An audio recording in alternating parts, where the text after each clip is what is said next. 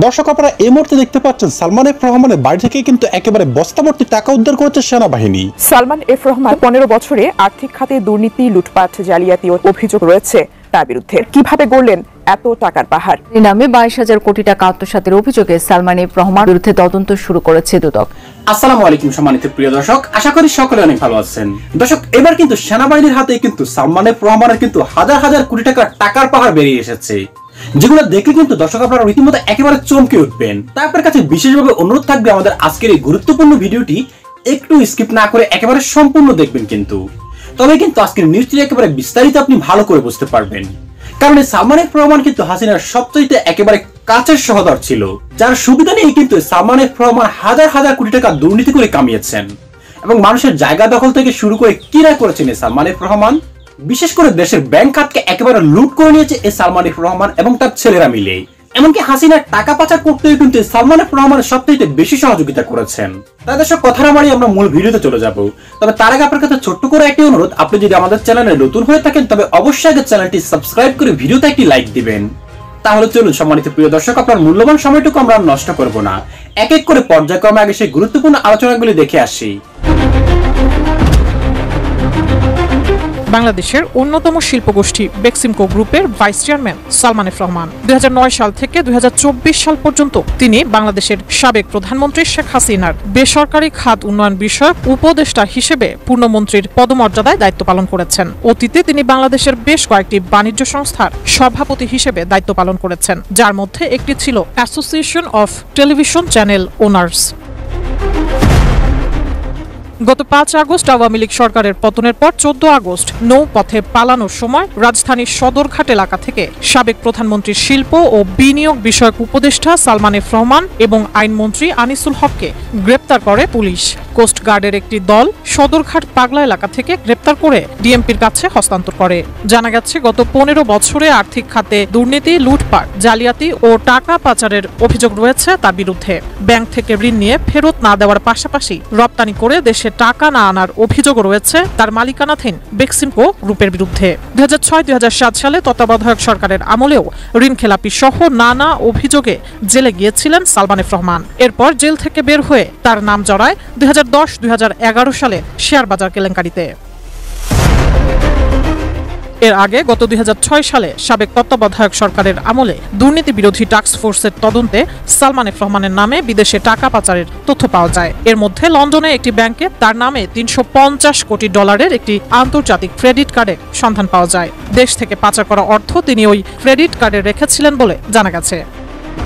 জানা যায়, সালমান এফ রহমান দেশ থেকে বিভিন্নভাবে সম্পদ পাচার করেছেন। এর মধ্যে পণ্য আমদানির এলসি খুলে বৈদেশিক মুদ্রায় দেনা শোধ করেছেন ব্যাংকের মাধ্যমে, কিন্তু দেশে আনেননি কোনো পণ্য। এই মাধ্যমেই দেশ থেকে বেশি টাকা পাচার হয়েছে বলে জানা গেছে।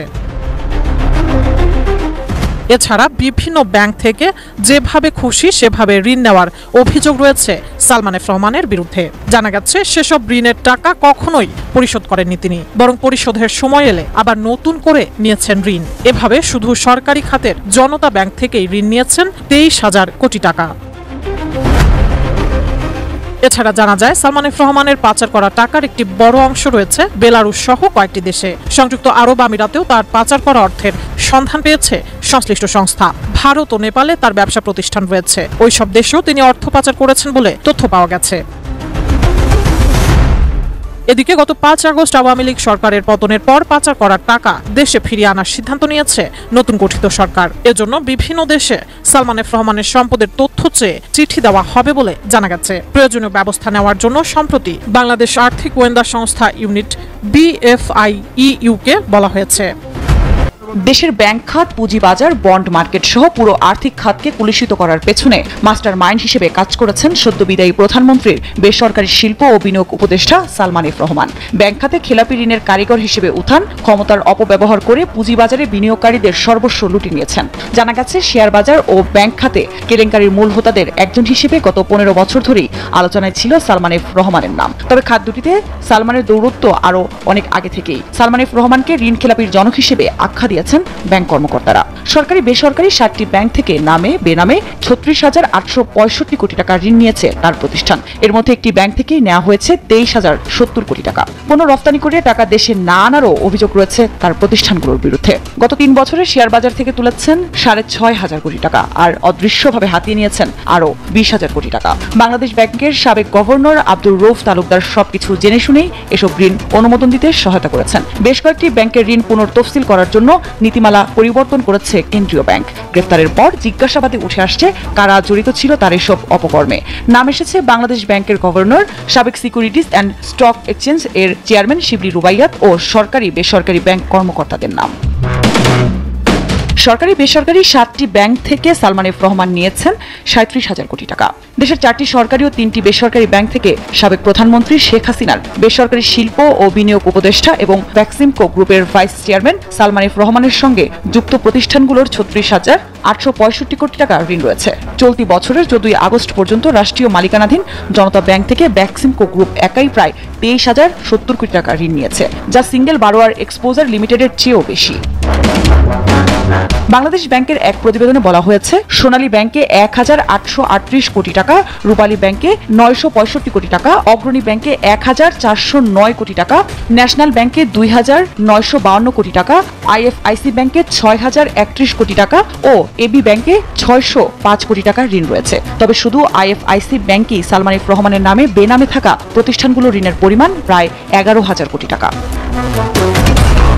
আইএফআইসি ব্যাংকের শীর্ষ ঋণ গ্রহীতাদের মধ্যে রয়েছে শ্রীপুর টাউনশিপ লিমিটেডের ঋণের পরিমাণ 1,020 কোটি টাকা, সানস্টার বিজনেসের ঋণ 615 কোটি টাকা, ফর ইস্ট বিজনেসের ঋণ 614 কোটি টাকা, কসমস কমোডিসিট লিমিটেডের ঋণ 612 কোটি টাকা ও উত্তরা জুট ফাইবার্সের ঋণ 552 কোটি টাকা, অ্যাবসোলুট কনস্ট্রাকশন অ্যান্ড ইঞ্জিনিয়ারিং লিমিটেডের ঋণ 463 কোটি টাকা।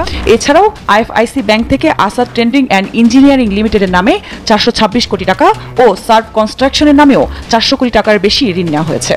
সালমান এফ রহমানের 200 মেগাওয়াট তিস্তা সৌর বিদ্যুৎ প্রকল্পে $185 মিলিয়ন বিনিয়োগ করতে বাংলাদেশ ইনফ্রাস্ট্রাকচার ফাইন্যান্স ফান্ড লিমিটেডের প্রধান নির্বাহী কর্মকর্তা ফরমানুল ইসলামকে নির্দেশ দেন তৎকালীন অর্থ সচিব আব্দুর রউফ তালুকদার। তহবিল সংকটের বিষয়টি অর্থ সচিবকে জানালে পদত্যাগে বাধ্য হন ফরমানুল ইসলাম। পরবর্তীতে জাইকা তহবিল থেকে 100 কোটি টাকা পায় তিস্তার সৌর বিদ্যুৎ প্রকল্প। নাম প্রকাশে অনিচ্ছুক বাংলাদেশ ব্যাংকের একজন কর্মকর্তা জানিয়েছে, সব কোম্পানির সঙ্গে যুক্ত সালমান এফ রহমান। শেয়ার বাজার কারসাজিতেও সালমান এফ রহমানের নাম সবার আগে। বিভিন্ন নামে বেনামে বিভিন্ন কোম্পানির নাম দিয়ে তিনি শেয়ার কারসাজি করেছেন। বিভিন্ন সময় গঠিত তদন্ত কমিটির রিপোর্টে তার নাম এলেও শাস্তির মুখোমুখি হতে হয়নি আওয়ামী লীগের এই প্রভাবশালী ব্যবসায়ী নেতাকে। সালমান এফ রহমানের কারসাজির একটি উদাহরণ জিএমজি এয়ারলাইন্স। 2010 সালে এই কোম্পানির নামে শেয়ার বিক্রি করে মানুষের কাছ থেকে প্রায় 400 কোটি টাকা হাতিয়ে নিয়েছেন। পাশাপাশি সোনালী ব্যাংকের কাছ থেকে ঋণ নিয়েছে প্রায় 250 কোটি টাকা। এই কোম্পানিতে বিনিয়োগে প্রলুব্ধ করতে তিনি কোম্পানির আর্থিক প্রতিবেদনে কারসাজি করে মুনাফা বাড়িয়ে দেখিয়েছেন। লোকসানি একটি কোম্পানিতে প্রায় 80 কোটি টাকা মুনাফা দেখানো হয়, কিন্তু বিনিয়োগকারীদের কাছ থেকে টাকা তুলে নেওয়ার পর কোম্পানি দৈন্যদশার চিত্র ফুটে ওঠে। শেষ পর্যন্ত কোম্পানি বন্ধ করে দেওয়া হয় এবং বিনিয়োগকারীরা একটি টাকাও ফেরত পাননি। ঋণের টাকাও ফেরত পায়নি সোনালী ব্যাংক। পরে সোনালী ব্যাংকের জিএমজি এয়ারলাইন্সের সম্পত্তি নিলামে বিক্রির উদ্যোগ নেয়, কিন্তু উচ্চ আদালতের আদেশে নিলাম স্থগিত করা হয়। 1990 সালে 4টি ডি ভেঞ্চারের মাধ্যমে প্রায় 100 কোটি টাকা তুলেছিলেন সালমান এফ রহমান। 10 বছর পর এই টাকা ফেরত দেওয়ার কথা থাকলেও তিনি দেননি। শেষ পর্যন্ত প্রায় 21 বছর পর এই টাকার আংশিক ফেরত দেওয়া হয়, সেটিও বড় অঙ্কের বন্ড ইস্যু করার সুবিধার্থে। ডি ভাঞ্চারে টাকা ফেরত না পায় মানুষ এই বিনিয়োগ মাধ্যম থেকে মুখ ফিরিয়ে নেয়। ফলে আর কোনো কোম্পানি ডি ভাঞ্চারের মাধ্যমে টাকা তোলার পরিকল্পনাও করতে পারেনি। ক্ষমতার অপব্যবহার করে ব্যাংক, আর্থিক প্রতিষ্ঠান ও বিনিয়োগকারীদের কাছ থেকে সালমান এফ রহমানের টাকা তুলে নেওয়ার সর্বশেষ মাধ্যম হচ্ছে বন্ড। 2021 সালে সুকুক বন্ড ইস্যু করার মাধ্যমে বিভিন্ন ব্যাংক, আর্থিক প্রতিষ্ঠান, বীমা কোম্পানি এবং সাধারণ বিনিয়োগকারীদের কাছ থেকে প্রায় 3,000 কোটি টাকা তুলে নিয়েছে ভ্যাক্সিমকো গ্রুপ। ব্যাংকগুলো সুকুক বন্ডে বিনিয়োগ করতে রাজি না হয় বাংলাদেশ ব্যাংক থেকে ও বিভিন্ন চাপ দিয়ে বিনিয়োগ করানো হয়। এই বন্ডে বিনিয়োগের জন্য সালমান এফ রহমান বিভিন্ন ব্যাংকের সার্কুলার পরিবর্তন করতে বাধ্য করেছিলেন। শুধু পুঁজিবাজারে বিনিয়োগের শর্তে 2020 সালে করোনাকালে প্রতিটি ব্যাংকে 200 কোটি টাকা করে সহায়তা দেওয়ার জন্য তহবিল গঠন করা হয়েছিল, কিন্তু ব্যাংকগুলোকে তিনি এই টাকা সুকুকে বিনিয়োগ বিনিয়োগ করতে বাধ্য করেন। তখন বাংলাদেশ ব্যাংক একটি সার্কুলার দিয়ে জানায় ব্যাংকগুলো এই টাকা সুকুক বন্ডেও বিনিয়োগ করতে পারবে। ব্যাংকগুলো শেয়ার বিক্রি করে বন্ড কেনায় নেতিবাচক প্রভাব পড়ে পুঁজিবাজারে। প্রায় 6 মাসের ব্যবধানে ঢাকা স্টক এক্সচেঞ্জের মূল্যসূচক প্রায় 1200 পয়েন্ট কমে যায়। সুকুকের পর আবারও 1000 কোটি টাকার একটি বন্ড ইস্যু করার অনুমতি দেওয়া হয় সালমান এফ রহমানের প্রতিষ্ঠানকে। শ্রীপুর টাউনশিপ লিমিটেডের নামে এই অর্থ তুলতে ব্যবহার করা হয় আইএফআইসি ব্যাংকে। আইএফআইসি আমার বন্ড নাম দিয়ে এই টাকা তোলা হয়, যেখানে ব্যাংকটি গ্যারান্টার হিসেবে কাজ করে। নিজের কোম্পানিকে সুবিধা দিতে আমানতকারীদের অর্থে চলা ব্যাংকটিকে ব্যবহার করে নিয়ে নানা সমালোচনার মধ্যে বাংলাদেশ ব্যাংক ও বাংলাদেশ সিকিউরিটি এক্সচেঞ্জ কমিশনার কোনো ধরনের পদক্ষেপ নেয়নি ব্যাকসিমকোর বিরুদ্ধে। এছাড়া 1,500 কোটি টাকা তোলার জন্য জিরো কুপন ইস্যু করার অনুমতি দেওয়া হয় গত এপ্রিল মাসে। এই বন্ড কিন্তু সালমান এফ রহমান আবারও বিভিন্ন ব্যাংকে চাপ প্রয়োগ করতে শুরু করেন। জানা গেছে 2010 সালে শেয়ার বাজার কারসাজি নিয়ে বাংলাদেশ ব্যাংকের সাবেক ডেপুটি গভর্নর খন্দকার ইব্রাহিম খালেদের নেতৃত্বে গঠিত তদন্ত কমিটির প্রতিবেদনে উঠে আসে সালমান এফ রহমানের নাম। তখনকার অর্থমন্ত্রী আব্দুল মুহিতের কাছে 2011 সালে প্রতিবেদন জমা দেওয়া হয়। প্রভাব খাটিয়ে ওই সময়ে Beximco farmer preference share pass করিয়ে নেন তিনি। এই শেয়ারের মাধ্যমে প্রিমিয়াম সহ 410 কোটি টাকা সংগ্রহ করেন। একই সময় শাইনপুকুর সিরামিকের মাধ্যমে 286 কোটি এবং ভ্যাকসিমকো টেক্সটাইলের মাধ্যমে 635 কোটি টাকা সংগ্রহ করেন। 2013 সালের আইএফআইসি ব্যাংকের টাকায় নেপালের লোকসানি প্রতিষ্ঠানের 10 টাকার শেয়ার 75 টাকায় কিনে নেন। এই প্রক্রিয়ায় সেখানে 125 কোটি টাকা পাচার করা হয়। 2011 সালে ভুয়া কাগজপত্রে আইএফআইসি মিউচুয়াল ফান্ডের মাধ্যমে শেয়ার বাজার থেকে 1000 কোটি টাকা সংগ্রহ করেন। 1996 সালে শাইনপুকুর সিরামিক ও দোহা সিকিউরিটিজের কেলেঙ্কারি সংক্রান্ত মামলার আসামি সালমান এফ রহমান। মামলাটি উচ্চ আদালতে বিচারাধীন।